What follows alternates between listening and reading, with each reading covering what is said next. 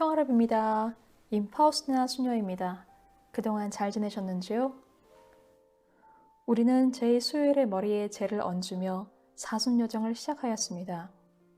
사람아, 너 흙에서 났으니 흙으로 돌아갈 것을 기억하라 라는 말씀을 두 부분으로 나누어서 지난 영상에서는 사람아, 너 흙에서 났으니 라는 첫 구절을 묵상해 보았습니다.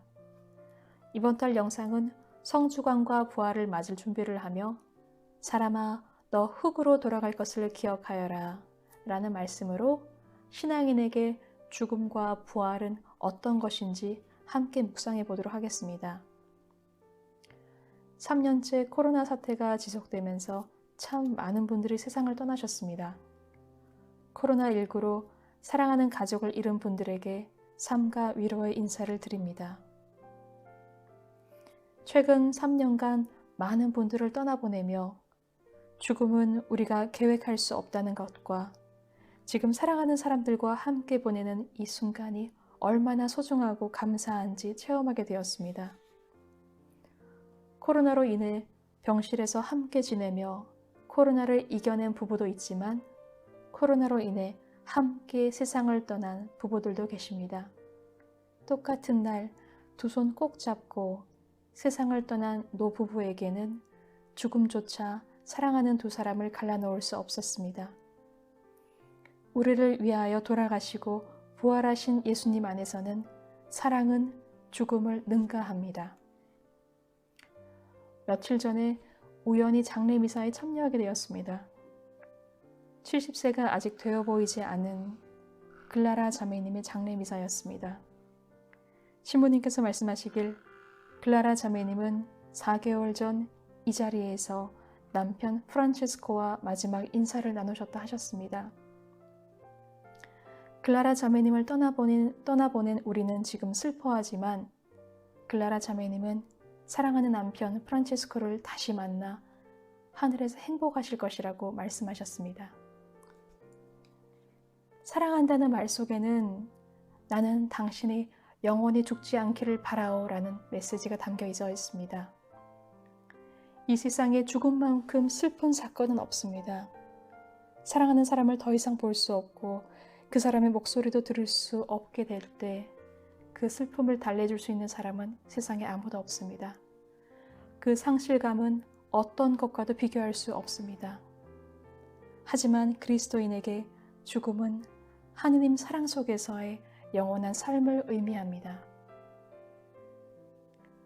우리는 죽음에 대해 이야기하는 것을 꺼려합니다.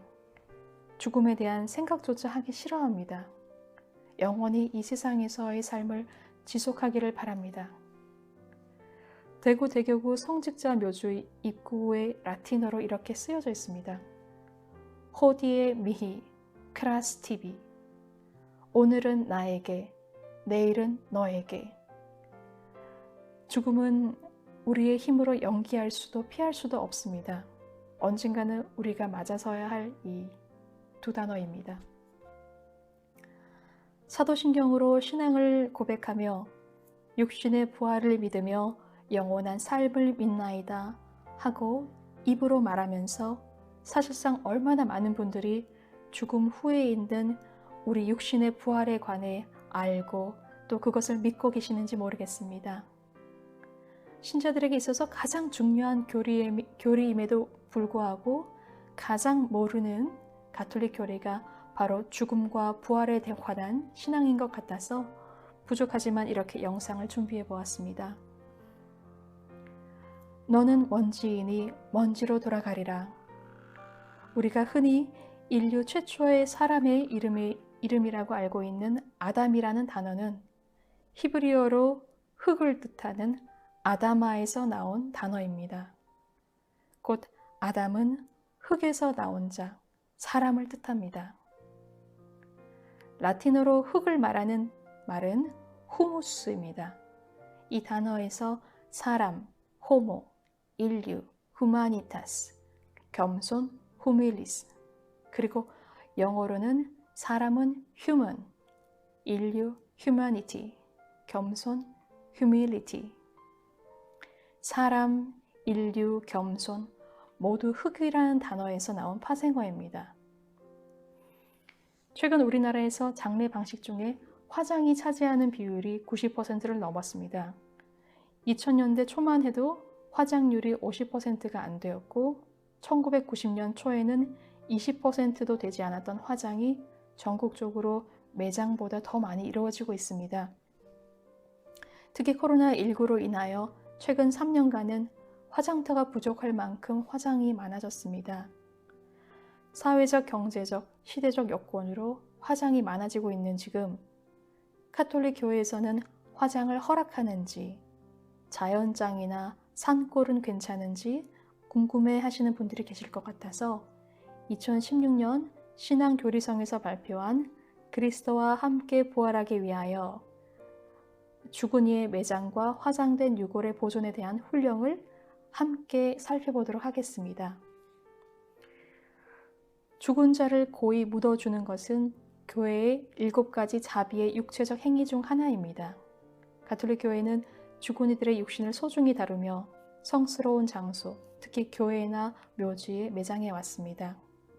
초대 그리스도교 박해 때 순교자들의 시신을 조심히 옮겨 로마 외곽에 있는 카타콤베에 모셨으며 성인들의 유해는 지금도 성당 제대 안이나 성당에 따로 유해함에 모셔서 공경을 합니다.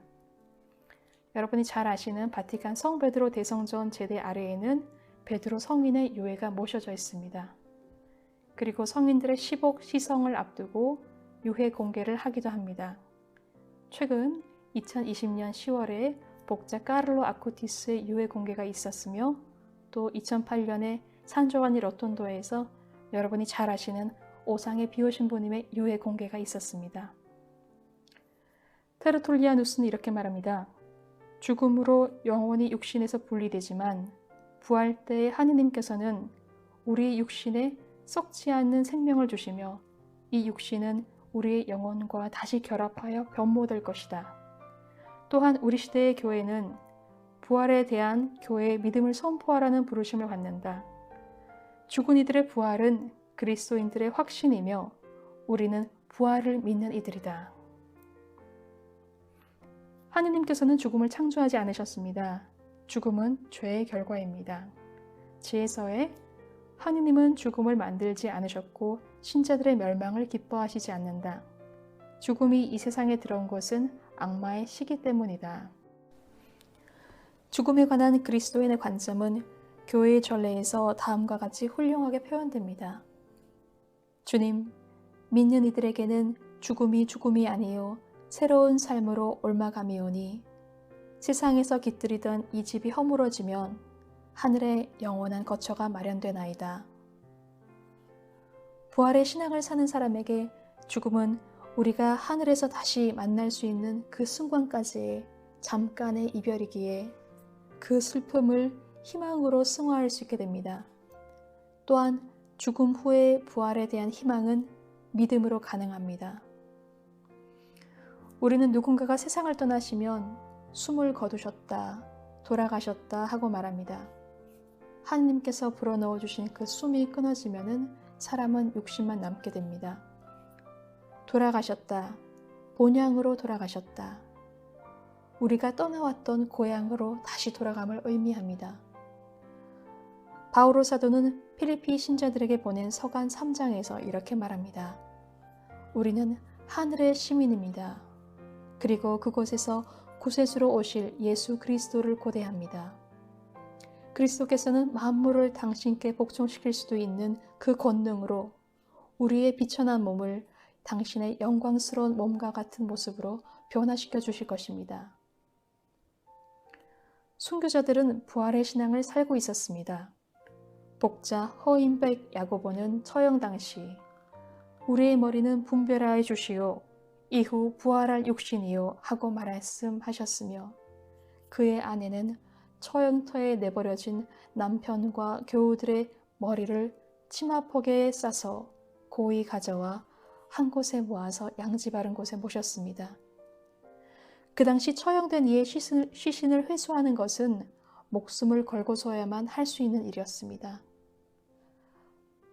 순교 성지를 방문할 때 우리는 큰 은총을 받습니다. 저희 아버지께서는 가족 여행을 떠날 때 항상 근처 성당에서 미사를 볼 수 있도록 마련해 주셨고, 그곳 교구에 있는 성지를 방문할 수 있도록 해주셨습니다. 여러 교구의 순교 성지를 방문하며 한국 순교 성인들 신앙 덕분에 제 안에서 믿음이 자랄 수 있었습니다. 우리가 이 세상의 삶을 마치며 아버지 손에 제 영혼을 맡깁니다 하고 말할 수 있다면 그것보다 더 큰 은총은 없을 것입니다. 그리고 늘 성요셉께 선종의 은총을 청해야 하겠습니다. 선종의 은총을 청하며 우리가 할 수 있는 가장 좋은 기도는 예수님의 죽음을 묵상하는 것입니다. 특히 사순절에는 십자가의 길을 묵상하며 예수님의 죽음과 부활을 묵상하게 됩니다. 저는 사순절 동안 십자가의 길을 바치면서 이반 이반코비치 신부님께서 쓰신 성모님과 함께하는 십자가 길 묵상을 읽으면서 특별히 죽음에 관해 묵상해 보았습니다. 죽음은 허물을 향해 가는 것이 아니라 새로운 삶으로 가는 것이며 아버지께로 가는 유일한 통로임을, 그리고 죽음은 내 모든 십자가로부터 해방시켜주는 것임을 보여주셨습니다. 십자가 뒤에 부활이 있음을, 죽음 뒤에 부활이 있음을, 내가 죽음을 받아들일 때 주님의 생명 안에서 부활할 수 있음을 다시금 깨우쳐 주십니다. 죽음은 하느님께로 가는 다리이며 하느님과의 일치, 그리운 내 고향으로 돌아갈 수 있는 길임을 말씀해 주십니다. 육신의 부활에 관한 성경 구절 중 2가지를 읽어드리겠습니다. 첫 번째는 에제키엘 예언서입니다. 에제키엘 38장입니다. 주님의 손이 나에게 내리셨다. 그분께서 주님의 영으로 나를 데리고 나가시어 넓은 계곡 한가운데 내려놓으셨다. 그곳은 뼈로 가득 차 있었다. 그분께서는 나를 그 뼈들 사이로 두루 돌아다니게 하셨다. 그 넓은 계곡 바닥에는 뼈가 대단히 많았는데 그것은 바싹 말라 있었다. 그분께서 나에게 말씀하셨다. 사람의 아들아, 이 뼈들이 살아날 수 있겠느냐? 내가 주 하느님 당신께서 아십니다 하고 대답하자 그분께서 또 나에게 말씀하셨다. 이 뼈들에게 예언하여라. 이렇게 말하여라. 너희 마른 뼈들아, 주님의 말을 들어라. 주 하느님이 뼈들에게 이렇게 말한다. 나 이제 너희에게 숨을 불어넣어 너희가 살아나게 하겠다. 너희에게 힘줄을 놓고 살이 오르게 하며 너희를 살갗으로 씌운 다음 너희에게 영을 넣어주어 너희를 살게 하겠다. 이제야 너희는 내가 주님임을 알게 될 것이다. 마른 뼈들에게 살을 먼저 붙여주시고 숨을 불어넣으신 것은 하느님께서 사람을 빚으시고 생명을 넣어주신 창세기 2장 7절에 쓰인 동사 숨을 불어넣으신 그 단어와 동일합니다. 그리고 부활하신 예수님께서 제자들에게 나타나시어 다시금 숨을 불어넣어 주시며 성령을 받아라 하고 말씀하시면서 사도들을 세상으로 파견하셨습니다. 두 번째는 바오로 사도의 고린토 신자들에게 보낸 첫 번째 서간 15장입니다. 죽은 이들이 어떻게 되살아나는가, 그들이 어떤 몸으로 되돌아오는가 하고 묻는 이들이 있을 수 있습니다. 죽은 이들의 부활도 이와 같습니다. 썩어 없어질 것으로 묻히지만 썩지 않는 것으로 되살아납니다. 비천한 것으로 묻히지만 영광스러운 것으로 되살아납니다. 약한 것으로 묻히지만 강한 것으로 되살아납니다. 물질적인 몸으로 묻히지만 영적인 몸으로 되살아납니다. 물질적인 몸이 있으면 영적인 몸도 있습니다. 자, 내가 여러분에게 신비 하나를 말해주겠습니다. 우리 모두 죽지 않고 다 변화할 것입니다. 순식간에 눈 깜빡할 사이에 마지막 나팔 소리에 그리 될 것입니다. 나팔이 울리면 죽은 이들이 썩지 않는 몸으로 되살아나고 우리는 변할 것입니다. 돌아가신 분들의 시신을 잘 매장하고 세상 마지막 날에 부활할 육신을 공경하는 것도 중요하지만 그보다 더 중요한 것은 세상을 떠난 이들을 위해서 기도하는 것입니다. 매일매일 우리가 드릴 수 있는 가장 짧은 연도는 바로 식사 후 기도입니다. 장례 미사에 참여하게 되면 가족들과 친지들 중에 영성체를 하는 분이 없을 때 가장 안타까운 장례 미사입니다. 사실 우리가 돌아가신 부모님께 해드릴 수 있는 가장 큰 효는 그분들을 위해 미사를 봉헌하며 영성체를 모시는 것입니다. 세상을 떠난 사랑하는 이들이 우리에게 가장 바라는 것은 미사를 봉헌해 주는 것입니다. 그분들을 기억하며 하느님의 자비를 청하는 기도 중에서 가장 힘 있는 기도가 바로 그리스도의 희생 제사를 재현하는 미사입니다. 항상 영성체를 모실 수 있도록 고해성사를 통해서 은총 속에 살아야 하겠습니다. 요한복음 6장에서 예수님께서는 영원한 삶을 위한 영성체의 중요성을 말씀하십니다. 예수님께서 그들에게 이르셨다. 내가 진실로 진실로 너에게 말한다. 너희가 사람의 아들의 살을 먹지 않고 그의 피를 마시지 않으면 너희는 생명을 얻지 못한다.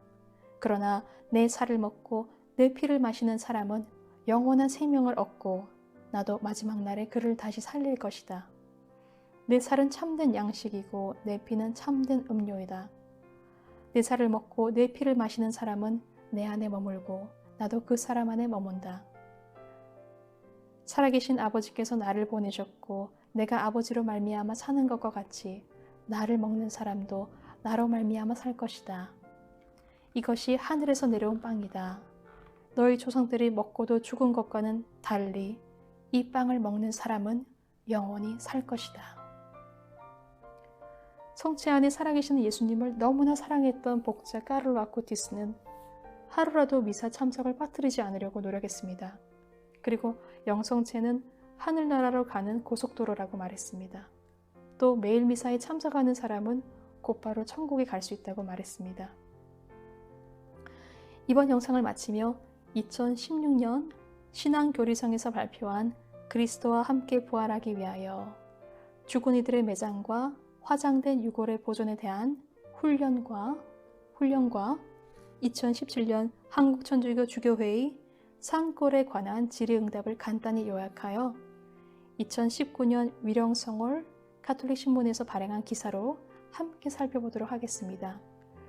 더 자세한 사항을 보시려면은 한국천주교 주교회의 홈페이지에서 찾아보시면은 원문을 다 보실 수 있습니다. 그리스도인의 장례는 어떻게 치러야 하나요? 죽음을 이기고 부활하신 그리스도를 믿는 그리스도인은 죽음 너머의 영원한 생명을 희망하고 준비하며 살아간다. 따라서 교회는 전통적으로 죽은 이들의 부활이라는 신앙을 잘 드러내는 매장을 장려한다. 하지만 죽은 이들의 부활이라는 그리스도교의 근본 신앙을 반대하기 위한 것이 아니라면 화장도 허락한다. 왜냐하면 죽은 이들의 육신을 화장하는 것은 그의 영혼에 영향을 주지 않고 하느님께서 죽은 이의 육신을 새로운 생명으로 되살리시는 것을 막지 못하기 때문이다. 그러므로 화장 자체는 영혼의 불멸과 육신의 부활에 관한 교리에 객관적으로 어긋나지 않는다. 매장 장소로는 죽은 이들의 육신을 소중히 다룰 수 있는 성스러운 장소, 특히 교회나 묘지에 모실 것을 장려하고 있다. 매장은 물론이고 화장의 경우에도 죽은 이가 마지막에 머무르는 장소에 꼭 비석이나 이름표를 비치해 죽은 이가 누구였는지 확인할 수 있도록 해야 한다. 이렇게 죽은 이들의 이름을 기억하고 기도하는 것은 죽은 이나 산이나 세례받은 모든 이가 그리스도 안에서 일치한다는 모든 성민의 통공을 표현하는 것이다. 교회가 산골을 금지하는 이유는 무엇인가요? 우리의 부활신앙은 죽음으로 영혼이 육신에서 분리되지만 부활 때에 하느님께서 우리 육신에 썩지 않은 생명을 주시며 이 육신은 우리의 영혼과 다시 결합하여 변모될 것이라고 믿는 것이다.